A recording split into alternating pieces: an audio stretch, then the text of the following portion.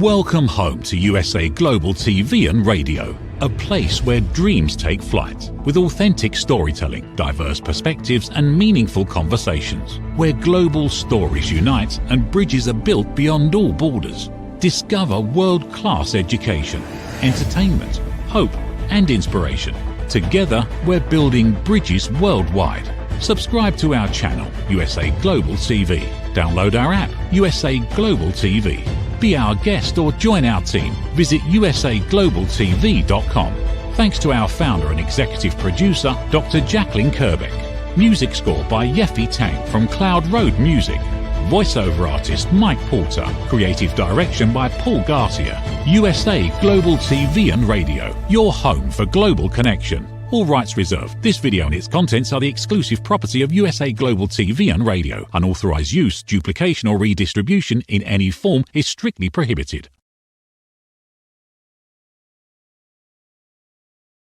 Hello and welcome to USA Global TV and Radio, home of the YouTube Silver Subscriber Award. This is Dr. Jacalyn Kerbeck, and we are thrilled to have you here today on our show, Authentic Achievements. I'm coming to you live from the East Coast of the United States of America, and the star of our show is coming to us from London. Her name is KIM-ADELE Randall, and this is actually her platform, Authentic Achievements, that she is also running here with us at USA Global TV and Radio. She has such a wide reach, a wide base of clients around the world. So we're grateful to her for that. She is an author. She is a business owner. She's a wonderful mother. That's a huge part of her life. And she's also a TEDx speaker. She's a mentor and she's a coach and she's a TV show star. So let's welcome her to the program. Hello, hello. Hi, Dr. Jacalyn. How are you? I'm well, thanks. How are you? It's good to see you. It's good to see you too. Yeah, I'm good. Thank you. I'm good. It's, the sun is shining. You can't fail to find something to be happy about if the sun is. Have you? And in London, that's not something you see all the time. It's a lot of rain. No, well, we are British. We do like to have something to complain about, and our weather gives us plenty of opportunity. And it's funny where I am in New Jersey, it is pouring. It's been pouring for the last 2 days and I'm really getting tired of it, but I know we need the rain, but it is May. I thought it's April showers, bring the Mayflowers. So yeah. I was a little late this year. I needed a little bit more rain. Exactly. The notice wasn't received. But we were supposed to have a guest today who's not here. So, of course, on live TV, we always know how to pivot. So our topic today is going to be life lessons. And you had something special yesterday. It was a special anniversary. Do you want to share that with our audience? Yeah. So yesterday was the first anniversary of the loss of my dad. And it was...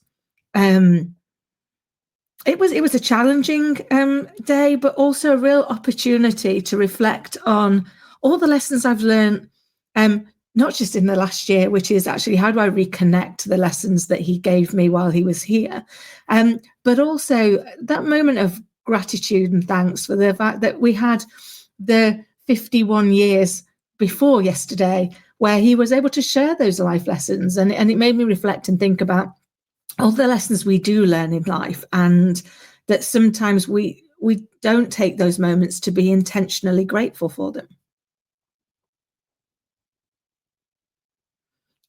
Yes, sorry, StreamYard was giving me a challenge there, trying to come back. So what I wanted to just have us touch on, because you are a mother, and then of course you were a daughter, and I don't have any children, but I obviously was a daughter. And I feel like there are a lot of life lessons that parents give us while they're alive. And at a certain age, we're kind of like, no, I don't think so. You dad, mom, you don't know what you're talking about. You're so old, you're in your own world. And then we get to be older and it's kind of like, wow, they were right on point.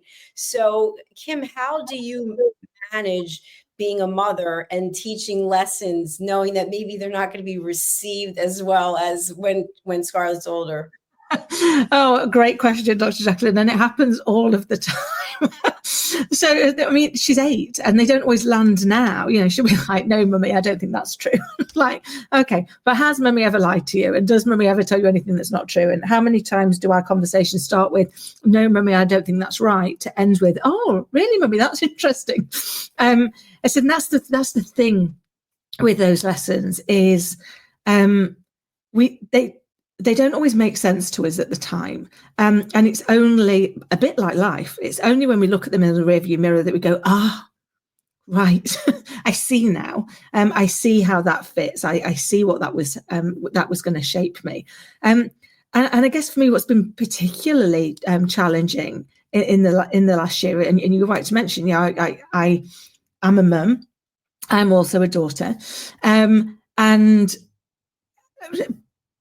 taking yourself through that grief cycle, whilst also trying to navigate supporting your mum through her grief cycle, and taking Scarlett through her grief cycle, has actually been a real gift. And I say that in probably the oddest way, but what I mean is you have to look at your own and then try and view it from their viewpoint. So to be able to say, well, I can't explain it to you how I'm going through it because you're 8 and you're not going to understand that. So how do I really understand what's happening so that I can use words that work for you so that you can feel listened to and heard and understood? And I guess that really made me go through the pain. It really made me have to spend time with it, to really look at it, to understand what was going on. How was it showing up for me? How was it feeling? So that I could better articulate it to Scarlett, so that she could feel safe, that what she was feeling was okay to be feeling. If that wasn't very articulate at all, was it? To where I am at the minute. I think I followed you. Yeah, I've got it. So, and it's interesting because at some point, I don't know, maybe when we're in our 20s, we think we know everything. We think we're going to live forever, right? And then all of a sudden, I know I'm 62 now. And I guess when my mom passed away, which was, it seems like it was yesterday, but it was in 2023 in August, you kind of realize that you're not going to be here forever. And maybe some of the lessons that you've learned, you need to kind of pull out, like one of which being, this isn't a dress rehearsal. This is it. I mean, this is the game right here today at this minute. And we're so busy planning for the future. You know, people talk, when I was in corporate, what's your 5-year plan? What's your 10-year plan? I'm thinking, I hope I'm here tomorrow. And my mom used to say that all the time. She would say, I'm grateful to be here another day. And I would say, Mom, that's ridiculous. Of course you're going to be here another day, until she wasn't. So that's a life lesson that I take really to heart, that it doesn't make sense to waste time on things that are unimportant or things that are trite. And I think a lot of it comes down to respecting yourself, respecting others, and respecting the fact that time is short and it's a gift, and enjoy it while you can. It's such a great lesson. And for me, that was one of the big eye-openers in this last year. It's like, how many times do we save the outfit for a special occasion, or we save we save for these things that are in the future, instead of just being in the here and now? Yes. I remember saying to my mum, if it's taught us anything, wear the outfit. Does it matter if you are sat on your own in your own home, dressed like you're going out? If it makes you feel good, do it. Because we're not promised tomorrow. And I don't mean that in a depressing, let's all feel dreadful about ourselves, but right now is what we've absolutely guaranteed we've got. And so use it to try and bring joy, because that's kind of all we've got. I know, particularly with my dad, they had such plans for their retirement, and yet unfortunately by the time he got to retire, he already had Parkinson's, and those dreams, those things that he'd had put off, he wasn't able to do them all. And so he told us for years, like, live in the moment, make today count. And it reminded me of some lessons that came from my grandparents, who are no longer with us. And my nan used to say, make every day a school day. So in every day, learn something. And my granddad used to say, live each day as if it's your last, and one day you'll be right.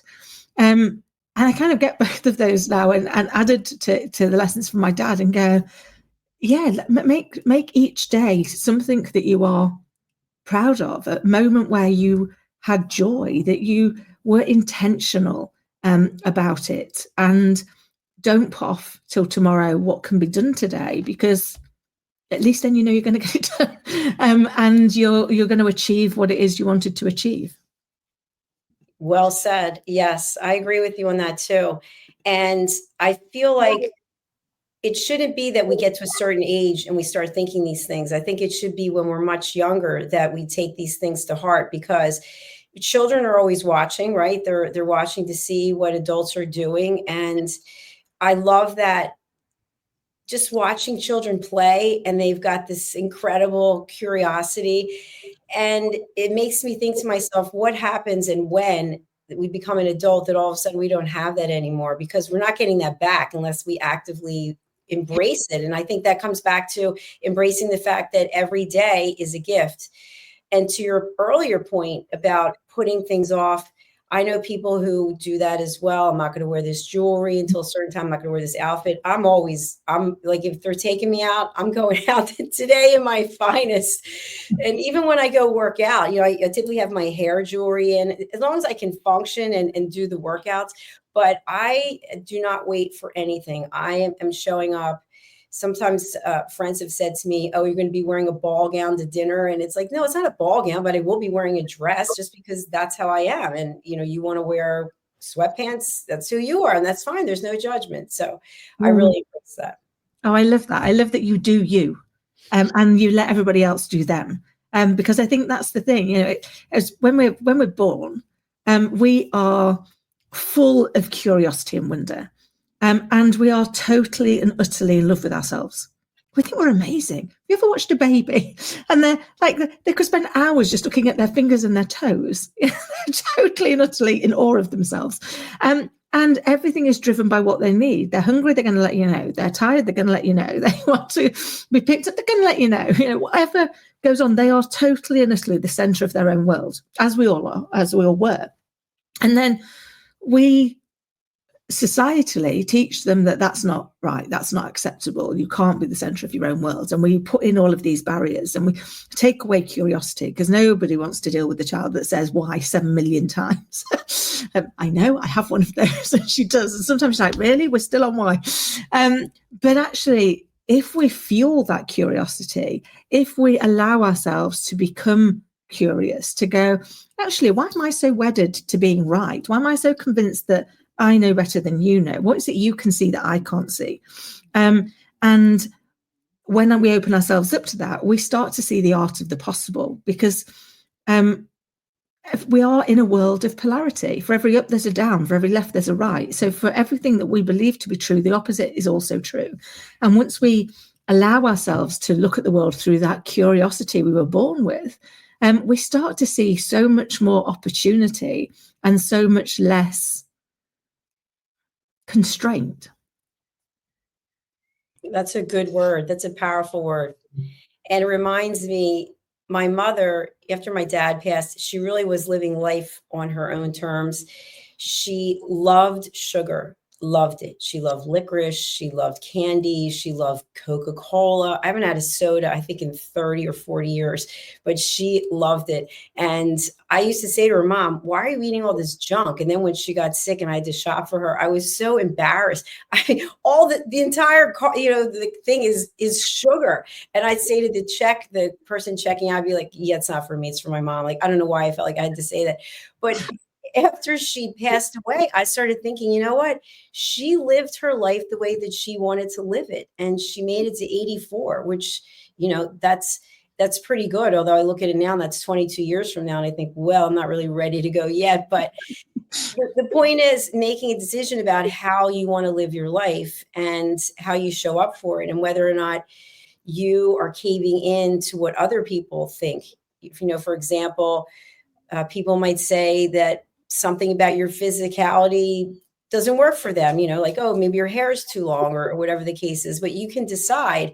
And my father used to say that, you need to believe in yourself and you need to depend on you, instead of thinking that your mother and I are going to take care of you for the rest of your life, or a man's going to take care of you. You have to be able to take care of you. And that really resonated. That to me is a big life lesson of counting on yourself And I'll defer to you because you're also single. So how do you feel about that, about being dependent on yourself? Yeah, I think that was a massive lesson. The one thing, the only person in the world that you can guarantee will be with you from the day you're born to the day you die is you. So it's a relationship you can't get away from. You can't outrun yourself. Wherever you go, you go. And so the number one relationship you have to build is the one with yourself. You have to build a relationship where you can rely on yourself. You can like yourself. You can, that doesn't mean say above everybody else, but if you can't like yourself and rely on yourself, how can you expect other people to like and rely on you? And I guess for me, I'm very conscious that at 52, I'm an older mum, and that therefore it is more likely that Scarlett will lose me earlier in her life than I lost my first parent. And I'm very cognizant of that. And so I spend a lot of my time trying to help her to realize that actually everything she needs is within her. Everything she's ever going to need in life is in there, because you never really lose the people you love. You can still get their wisdom. You can still get their love and that feeling of warmth and safety by thinking about them. By thinking, I do this all the time. What would Dad say to me right now in this situation? Or what would Granddad or Nan say to me right now? And therefore I can borrow that. And so I'm trying to instill that in Scarlett, which is, you can always get to everybody you love by thinking about them and asking yourself the question, what would they say to me now?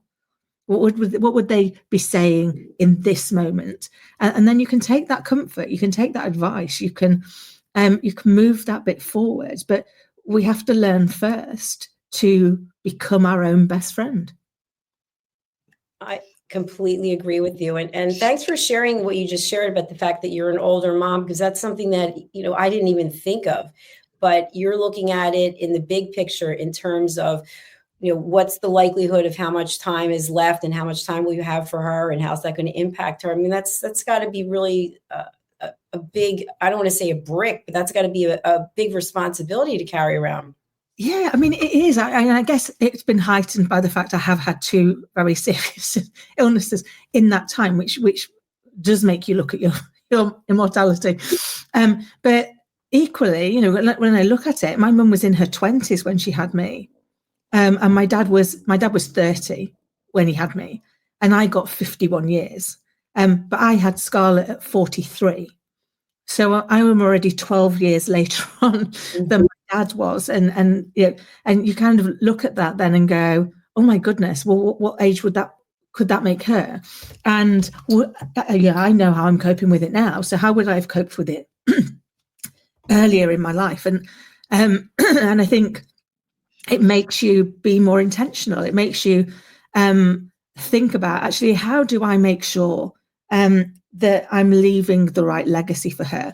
And I'll be honest, it ended up, I wrote a book for Scarlett. So I wrote the book for her to help her through grief and trauma, to help her through, how she's feeling and have a way to be able to stay connected to everything.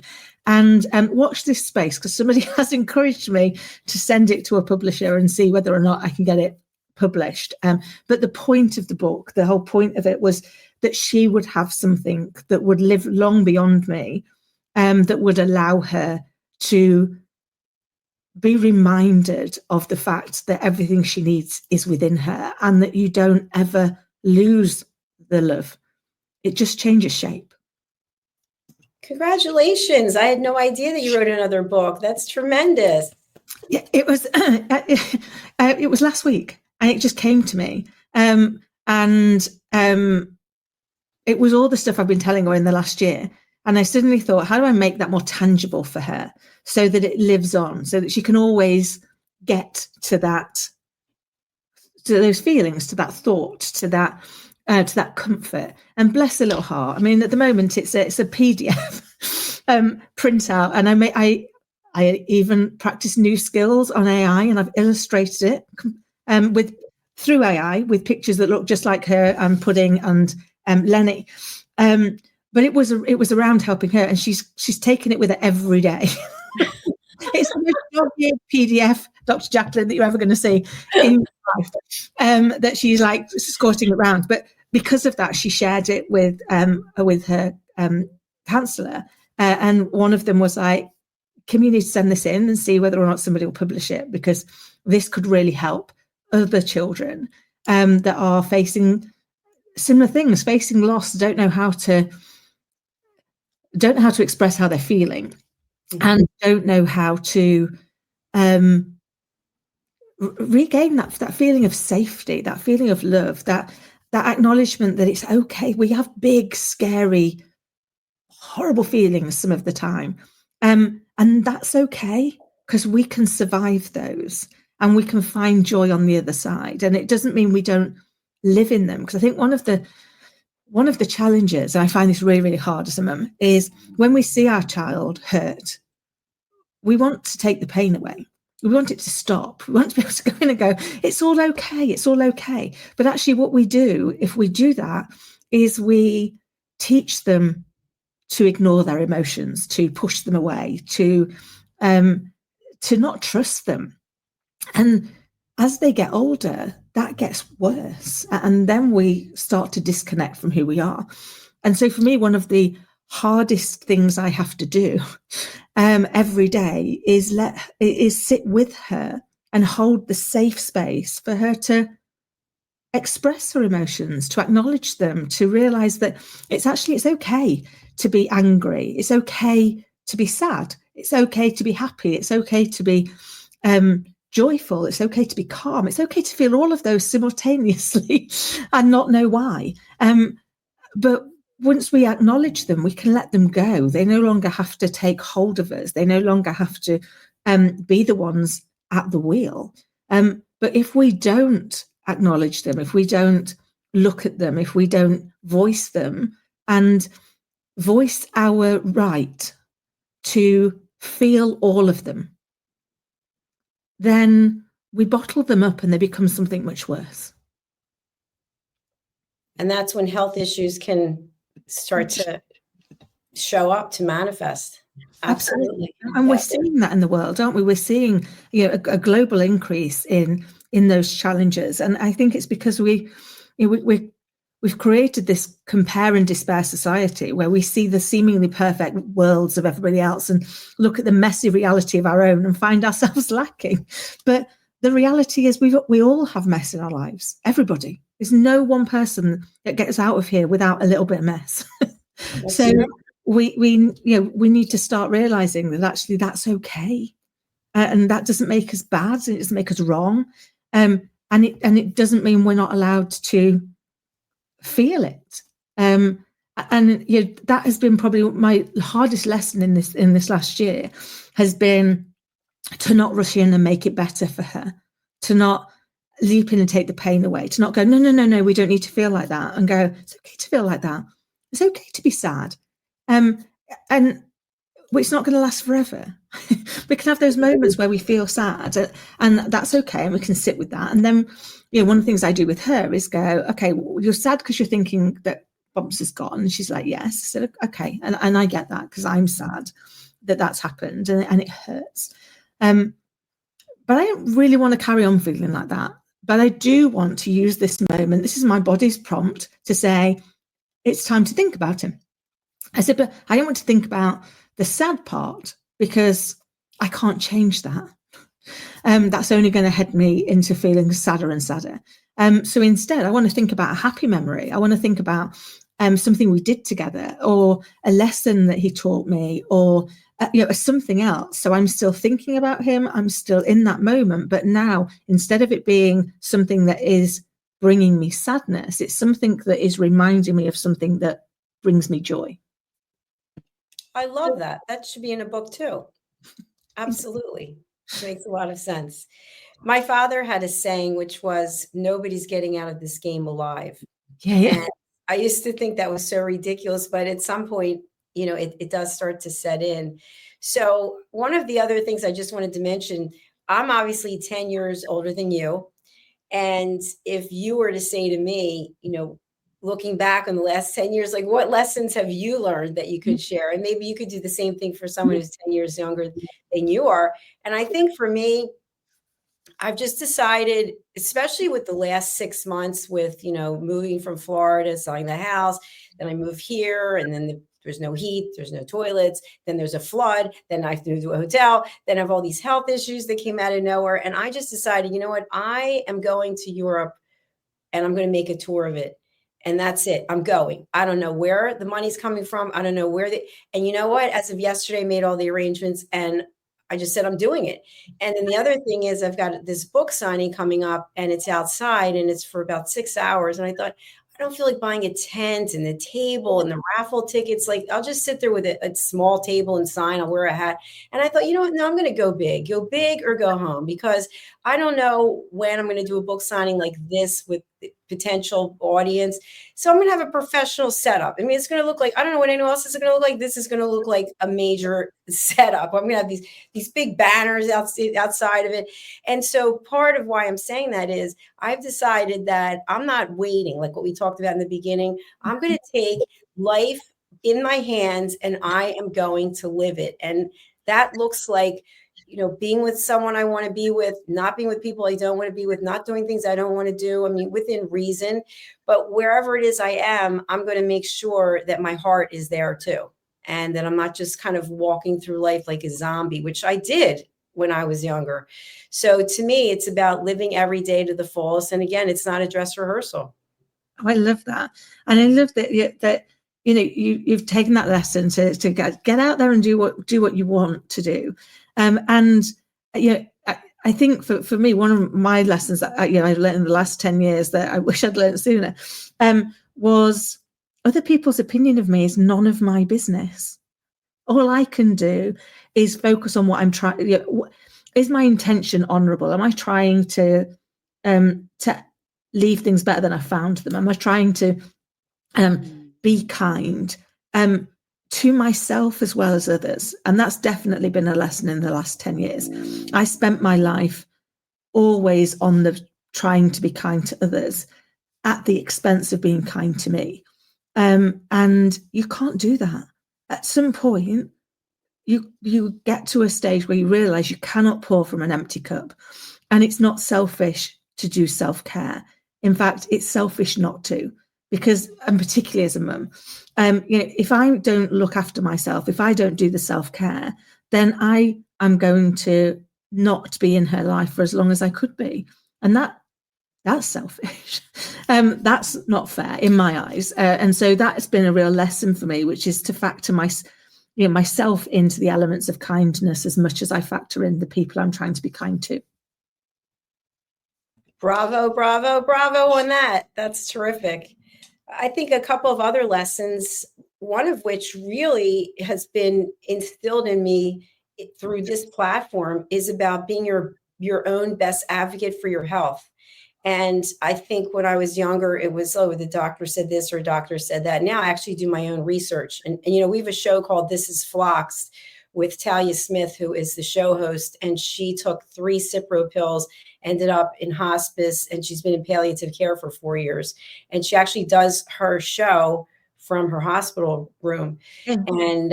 And it to me, it's just brought so much awareness that just because someone has a degree or they have a license, that doesn't mean that it's the best thing for you. It could be an option, but do your own research to determine what is best for you. And I think that also applies to life. When people want to give you advice or they want to problem solve for you, you can listen to what it is, but at the end, you have to make the decision because you're the one who's going to be living with the results. And tracking someone down and going, oh, it's your fault because you said do this. No, you decided to accept it. So I think that's a lesson. And then the last one I just wanted to throw out and see what your thoughts are. When I was younger, if someone would tell me something, I was a really good listener and I could definitely keep a secret. I've got some secrets that go way back there in the lockbox. And I realized as I got older, somebody else's story is not mine to tell. So for example, if I know something about someone and I'm close with someone else, it's not my job to tell them about someone else. It's not. and I call that gossiping, really. Gossiping about someone else. But people might say, oh, did you know that so-and-so did this and you didn't tell me? And my answer is, I did know, and it wasn't my job to tell you. So that takes a lot of pressure off, I think, as we get older, that everybody else's story is not ours to tell, it's theirs. Yeah, I love that. It's such great advice, because I think we do, you know, we learn, you know, people will tell me things, and you keep those secrets. And you know, my number one fear is that I will ever accidentally give away somebody else's secret. And to put that into context, we were at my mum's at the weekend, and my brother's had another tattoo, which he's had in honor of my dad, and we were talking about it. I said, oh, something about it being his second, and my mum looked horrified and went, he has another one. And I was there going, oh my goodness, and I don't think I'm telling you new news. I'm sure I found out about his first one when he shared it with all of us, because he's got the names of his children. But I was in that moment thinking, oh my goodness, I've shared a secret that wasn't mine. I've shared a story that wasn't. Fortunately, my brother was there, and he was able to remind my mum that she knew about the other one. She'd seen it before, and he was like, oh yeah, that's okay. I'm so grateful, because that's the bit I never want to do. I never want to share somebody else's story or somebody else's secret, because that's theirs to decide who they tell and how they tell. That's true. And I think the other thing about secrets per se is, if someone says to you, listen, I'm going to tell you something, but don't tell anyone, you have to expect that they will tell someone. And I've learned this lesson the hard way, especially if they're in a relationship or they're married. You know, we tell each other everything. It's like, oh, okay, well, thank you for telling me that, because now I'm not going to tell you because and that's another thing, by the way. And I teach this, as you know, in my course, Setting Boundaries and Asking Permission, is that you don't have to share everything with everyone. You can, as you mentioned earlier, you can sit with something by yourself instead of feeling like you immediately have to react and call 10 people to tell them what happened. And I really embrace that more and more in my life, because I am alone, and a lot of things do happen to me that I have to figure out. I told you I was on the side of the road with the car, and I wasn't going to call everyone and alert them, you know, that I'm having a meltdown right now. And I feel like, but you know, that could be an option, because you're kind of desperate for somebody to give you some security or some sense of peace. But what I found is you have to get it from yourself. Yeah. It's so true, because there are those moments where we feel overwhelmed with what's going on in our world, and the thing that we don't know is what's going on in everybody else's world. Mm-hmm. They might be feeling equally overwhelmed and equally like, you know, like I'm here, I've got nothing else left to give, and so and I loved the course, you know, if we're not careful and we don't seek permission, is now a good time? Does this work? Then actually, we're not going to get the reaction that we expected, and we're not going to get the reaction we need, because we've got to be in a place to be able to give. And for me, it was a real eye opener in that whole. It's okay to set boundaries. You know, it's okay to not pick up the phone, if actually, you know, if you're not in a position to be able to answer that right now, with one exception. You know, if it's Scarlett's school, it doesn't matter what's going on in the world, I'm answering the phone, because I know that's probably them telling me something's happening for her. Yes. For everything else, I can go, well, actually, I can call you back in 10 minutes when I've done what it is that I'm doing. And that's been a real game changer for me, really big game changer, because I used to answer no matter, even when I hadn't really got time. And then I'd be half committed to the conversation. So I wasn't even really properly listening, which is appalling. And now, so I wasn't therefore really holding the space for that other person to share what it is that they needed to share. Because half of me was thinking about the thing I really needed to do that I'd chosen. And I admit I chose it. I'd chosen to stop doing, to half do this new thing. So now I wasn't being anything to anybody. I was half listening to this person. I was half doing that thing over there, and wondered why the only thing I was succeeding in was making myself very overwhelmed. Yeah, it's definitely not fulfilling.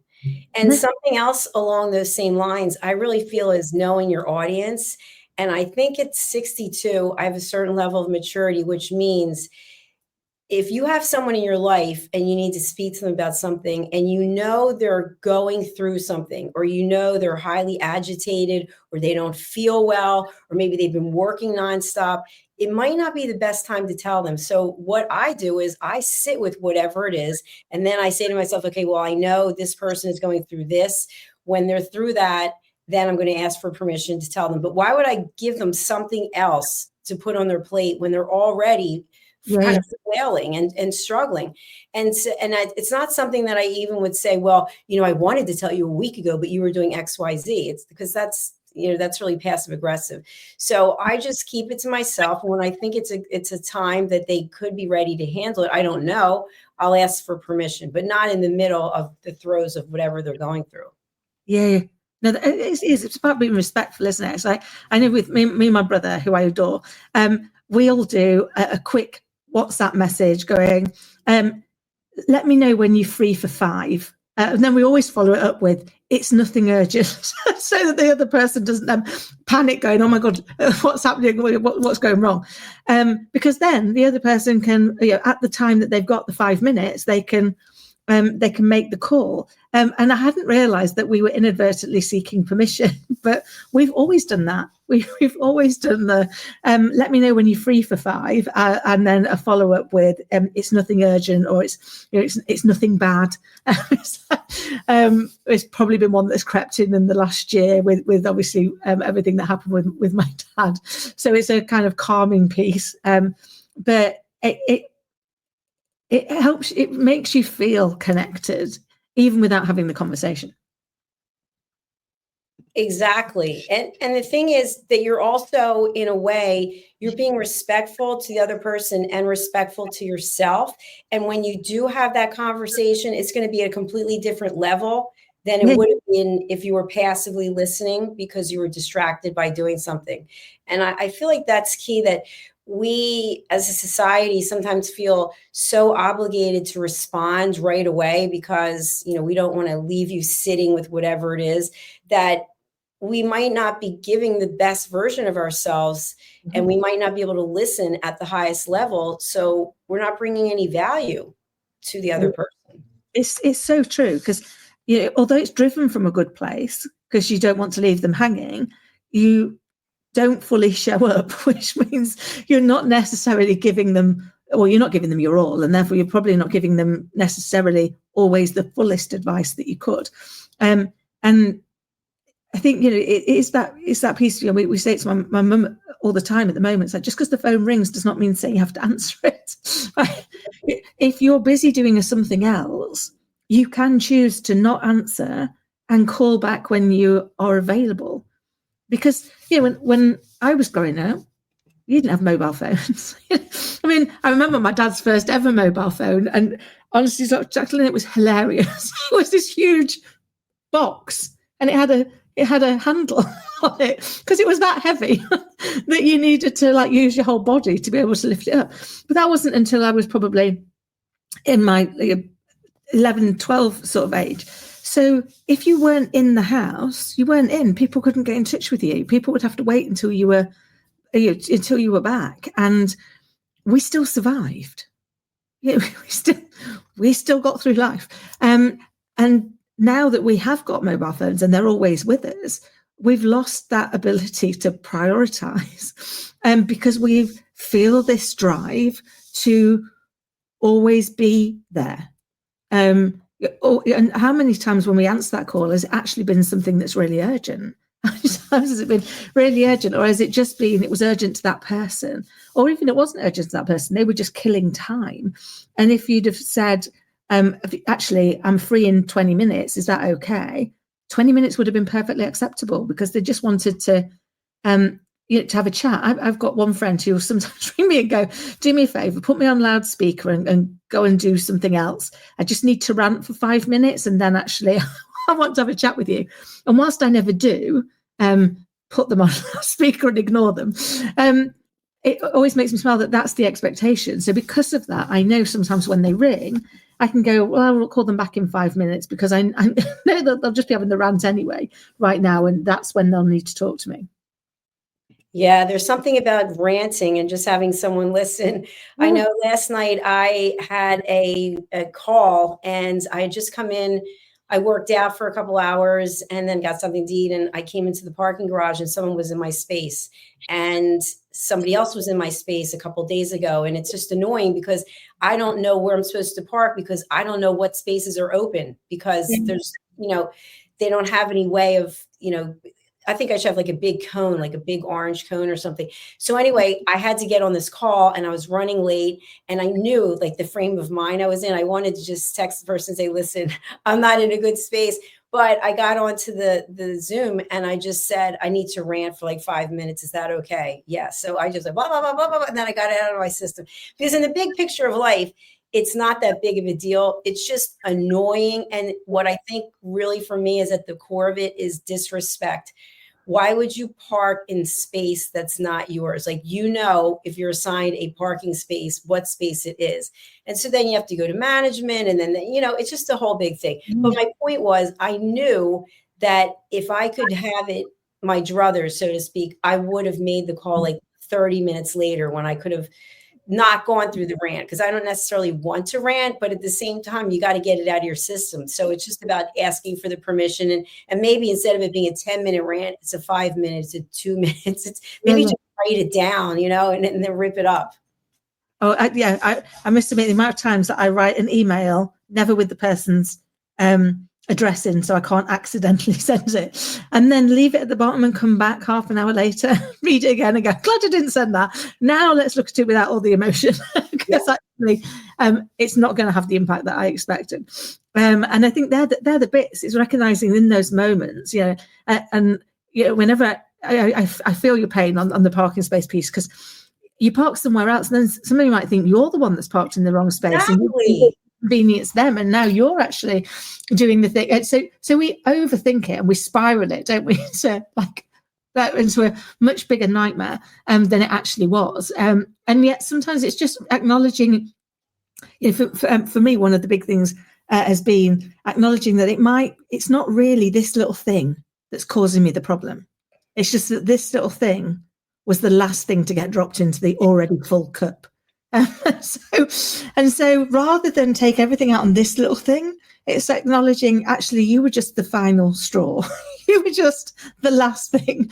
And so I might have gone I might have disproportionately responded to it, but that's because I need to acknowledge there's so many other things that are going on that made this the final straw, the thing I couldn't take. I was liking it to playing Pictionary with my best friend. If you don't get the picture straight away, she underlines it, and I'm like, I just don't know what it is, Livy. It's not I can't see it. I just don't know what it is. You need to draw me something else.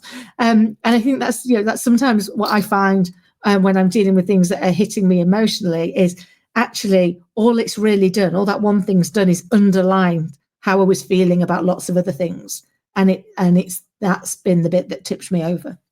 That's such a good analogy, KIM-ADELE. I'm going to keep that one if you don't mind, because I can see it. You draw something, you keep tapping it, and then you're like, this, and you're like, no, I don't get it. Can you give me something else? Draw something else.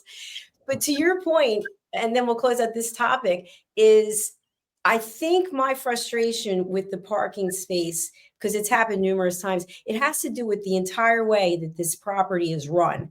And I feel through the whole situation, I've been totally disrespected. I sent an attorney's letter to their attorney. They never even responded. I mean, the things that went on.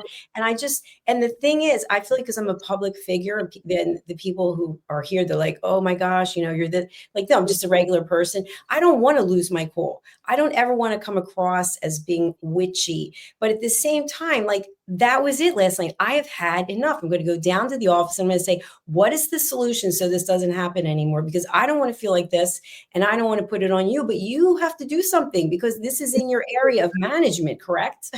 Yeah. And I think that's it. Sometimes we have to, we have to acknowledge those elements and go, I don't want to be, I don't want people to think badly of me or think I feel too much about myself. But then equally, I don't want to constantly feel like I'm not worth anything at all because I'm just letting everything else happen. And sometimes it sometimes it can be really hard to be the world's most reasonable person. So you get there and go, no, really, yeah, I've had that leveled at me a few times. Like, gosh, you're so reasonable. And it's like, but sometimes, sometimes it really sucks being reasonable. Sometimes it really takes more than it should to have the patience to see the other person's point of view all of the time. And I guess that, has been one of my lessons recently, which is, actually, it's okay to be frustrated. It's okay to, for a moment, not want to be reasonable, and to at least sit with myself for that, and be angry and be frustrated. And then when I'm calm, go back to being the reasonable person. And I just choose to do it on my own, rather than be unreasonable with the other person. Absolutely. And being rational and reasonable, I think really resonates, 3 R's, really resonates with people. And it helps keep the emotions at bay. And what I find is, if it's not something like with the parking that really triggers me, I could be a lot more reasonable than reactionary. So Yeah. I have to get to the core of what is the solution. And I think that's a message I would leave for everyone is, how can you put the emotion aside when you think about life's lessons? How can you put the emotion aside and make a logical decision that's in your best interest, that years from now you'll say, that was a great decision that I made, instead of, I was a nervous wreck, I was filled with anxiety, and I just said, whatever, just make the decision. And then we regret it, and then we just, belabor the point. Oh, I love that. It's so true. One of the questions I ask myself, and I ask the people that my clients, is, before we move any further, what would a good outcome look like for you? Because once we know what would a good outcome look like for me, we'll make better choices in how we try and get there. So if a good outcome for me is that the person moves the car, and next time I'm there, I don't have the same problem, then ranting, is it going to get me that outcome? Or actually, am I going to have to try and do a different thing? So it just helps me in that reframing in that moment. Just going, I'm really frustrated. I'm not outcome focused right now. I'm feeling focused. So how do I change that? How do I flip the switch on that? And for me, that question, hopefully it helps. And that question for me helps, which is, when I'm in that minute, I ask myself, just for a second, what would good look like for you right now? What would a good solution be for this? And then it helps me move my brain towards finding the resolution, instead of focusing on your point. I feel anxious, I feel overwhelmed, I feel disrespected, I feel all of those things that I'm allowed to feel, but that aren't going to necessarily change the problem. It's true. I feel like with me, if I'm having a down day, or I'm thinking about what isn't, as soon as I start being productive and using my creativity, I don't even think about that anymore. And I'm so overjoyed. Like I put together this new clip for the corner bookstore. It's a movie trailer. And so I collected the books from everyone, and then I hired different people to do different things. And then I brought it all back together, and then I had to do the editing, and it takes hours. I mean, I just did a commercial for someone else. It took me a week with editing. And I have other people who can do it, but I really take pride in, if it's someone on our team, like, I personally want to put my stamp of approval on it. And so my point is, when I'm doing things like that, it brings me joy, and I'm not thinking about what I don't have. I'm thinking about how this movie trailer might impact someone's life, that maybe somebody out there will see your book cover and they'll think, wow, you know what? I'm going to go and pick up that copy. I don't know what's going to happen, but to me, it's a world of opportunity. Oh, I love that. And I think it is. We do live in a world of opportunity. And it is around framing it that way, isn't it, for ourselves? In those moments where we can't see the opportunity, it is looking for, okay, because I think that's one of the challenges, is very often we set our goals in the negative. I don't want to be overweight. I don't want to be unfit. I don't want to be unhealthy. Instead of setting them in the positive, which is, I would like to be healthy. I would like to be fit. I would like to be. And I think once we start to hear for ourselves that our goal is what we don't want, we can start to ask ourselves what we do want. And what we do want is going to bring us more joy. And joy is the end game, isn't it? It's about inner peace. It's about world peace. And I really enjoyed our time together. And I'm sorry that our guest wasn't here, but you and I had a great conversation. So we always have our own online therapy, if you will, and hopefully people will glean some gems from it. So KIM-ADELE Randall, what is the best way for people to reach you, and who would you like to contact you? Yeah, of course. So the best way to reach me is either go to the website, so it's AuthenticAchievements.com, or you can email me at kim@kimadelerandall.com. And really, anybody who's got a story that they want to share, and if you think you'd be a good guest, get in touch, let me know. Or if you are a CEO or C-suite leader or business owner who is looking to do a transformation, then please do reach out, and hopefully I can give you some usable steps to help you get there. Outstanding. Well, thank you again for being here. I always enjoy our conversations. I'm super excited to meet you in person in the near future. Yay! So you enjoy the rest of your afternoon and early evening there, and we will chat soon. I look forward to it. Take care. Thank you. Bye-bye. Thank you, everyone. You've been watching Authentic Achievements on USA Global TV and Radio, and we are going to close out with some really important information. You know, I think people sometimes look at commercials or sponsorships and they just think, well, I'm not going to watch this. But the reason why people do these ads is because they have information to share with you. So being open to learning and embracing the information is really important. So let's honor our sponsors and let's take a look at what they're sharing today. Here we go. Conveniently located in the Cherry Hill Mall in Cherry Hill, New Jersey, Avio Art specializes in custom art and photography printing. From museum-quality canvas prints and stretching to photo restoration, fine art reproduction, and framing with museum-grade glass, every service is completed in-house with exceptional attention to detail. Visit avioart.com or email support@avioart.com. USA Global TV and Radio proudly presents The Corner Bookstore, hosted by Red O'Loughlin.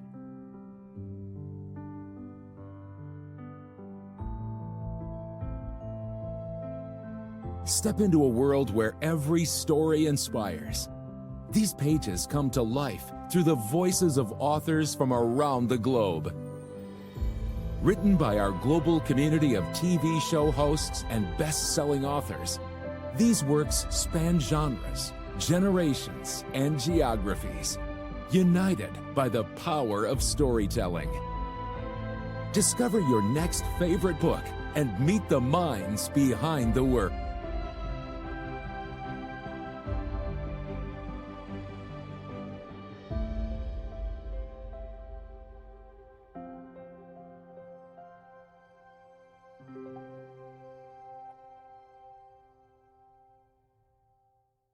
Thursdays, only on USA Global TV and Radio.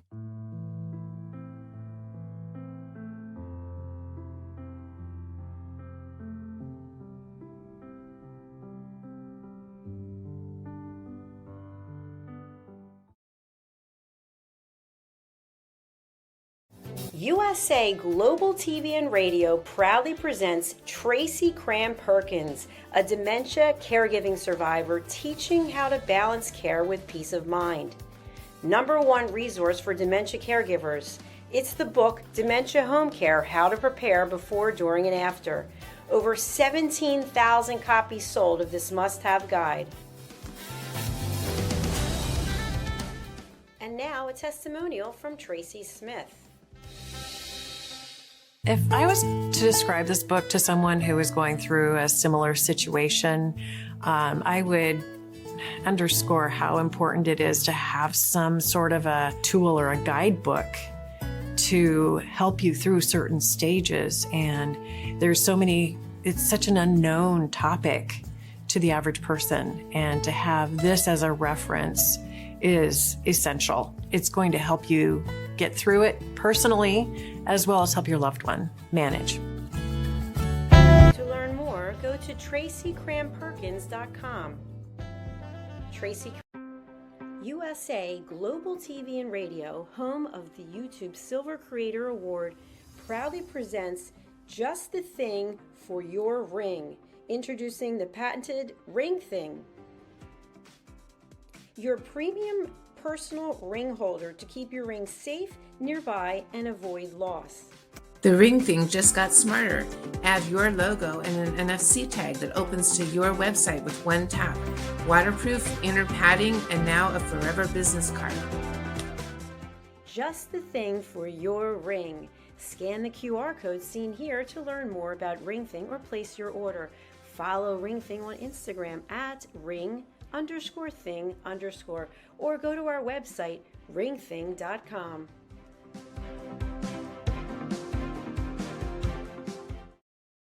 In a world craving connection, one platform dared to dream bigger. USA Global TV and Radio, a beacon for global voices, authentic storytelling, and elevated listening. Led by visionary Dr. Jacalyn Kerbeck, the journey from a spark to a global force is now captured in one inspiring book. Honored with YouTube's Silver Creator Award for surpassing 100,000 subscribers. Discover the evolution, the challenges, the triumphs, and the unstoppable spirit that created a global movement. Executive producer Dr. Jacalyn Kerbeck. Music score by Yeffy Tang. Creative director Paul Garcia. This video and its contents are the exclusive property of USA Global TV and Radio. Unauthorized use, duplication, or redistribution in any form is strictly prohibited. Now an Amazon #1 new release in paperback and ebook. Broadcasting Brilliance, the evolution of USA Global TV and Radio, is inspiring readers around the world. Join the movement that's redefining global media one story at a time.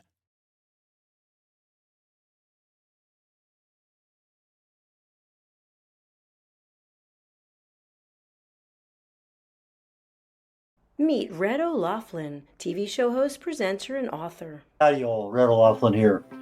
I'm a TV host on the USA Global TV and Radio Network. Red has 3 weekly shows every Thursday. I've been a TV host now with USA Global probably maybe just a little over 3 years. Probably, I know for sure, 250, 300 shows. Join Red on the Corner Bookstore.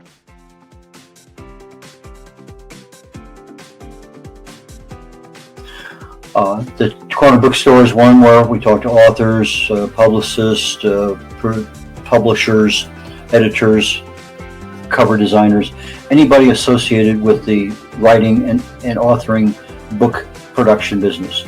You have somebody in that area, I can help you with regard to getting your book done, getting it published, working with you on a cover.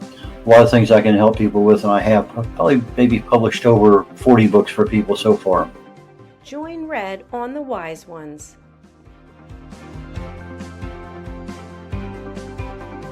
On the Wise Ones, I'm looking for entrepreneurs, business owners, people who have wisdom, lessons learned over time that they can share with others. So please go to usaglobaltv.com, sign up, and join me there. Book your session on usaglobaltv.com. Join Red on Talking Heads.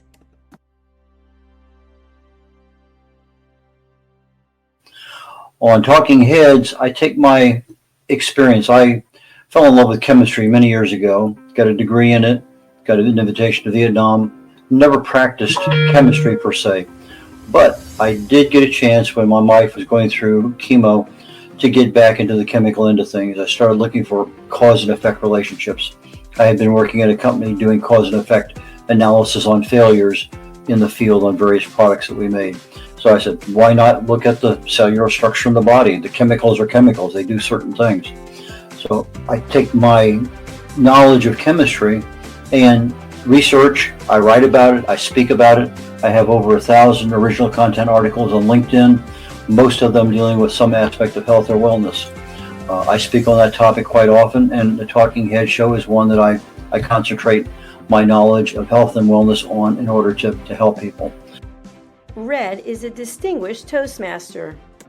As a distinguished Toastmaster, I help people get their speeches developed. The presentation is something that I critique all the time with Toastmasters. It's one of those skills that I have. I can easily help you on that one. So from the position of writing, publishing, book coach, speaking, and being a keynote speaker at an event or virtually, depending on how things work out. But those are the things that I can help people with, and I have 3 shows every week here on the USA Global TV and Network, and please join me when you can. Appreciate it. Bye now. Here are some of the books that Red has written and published. Contact Red at redolaflin.com.